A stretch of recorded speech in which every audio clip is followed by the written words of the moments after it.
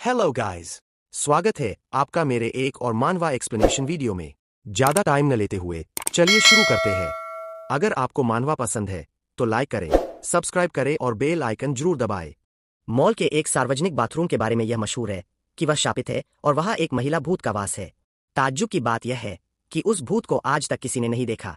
Bathroom के अंदर एक महिला भूत दिखाई देती है जो रो रही है, जबकि उसके चारों ओर हंसी के शोर के बीच कोई उसे दयनीय कह रहा है।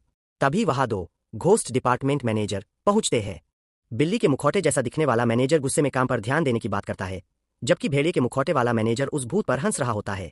बिल्ली वाला मैनेजर कहता है कि दूसरे मैनेजर को इतना मतलबी नहीं होना चाहिए, क्योंकि इस भूत के 5 साल से किसी को न डरा पाने के पीछे कोई ठोस वजह होगी।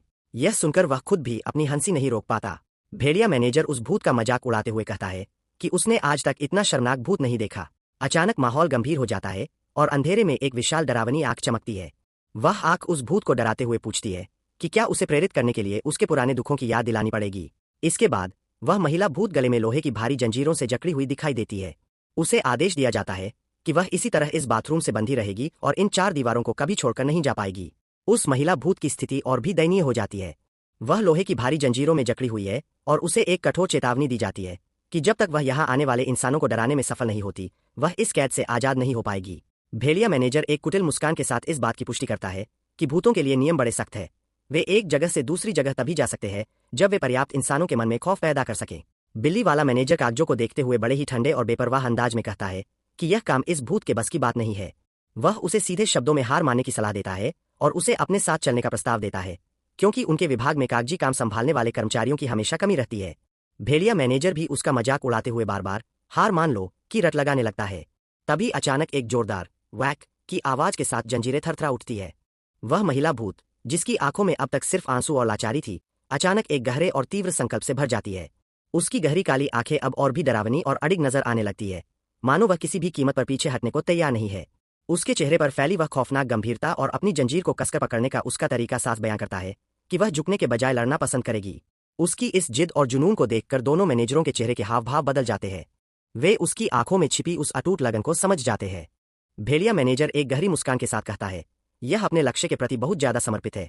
वाकई मजेदार है। अंत में वे उसे उसकी मर्जी पर छोड़ देते हैं। एक रहस्यमय काले भंवर और वुश की आवाज के साथ वे दोनों वहां से गायब हो जाते हैं और पीछे छोड़ जाते हैं उस भूत को, जो अब अपने लक्ष्य को पाने के लिए किसी भी हद तक जाने को बेताब है। मैनेजरों के जाने के बाद वह महिला भूत बाथरूम के सन्नाटे में अकेली खड़ी है।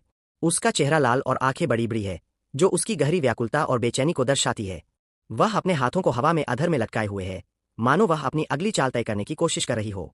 तभी अचानक उसका ध्यान बाथरूम के दरवाजे की ओर जाता है, जहां से किसी के आने की आहट सुनाई देती है।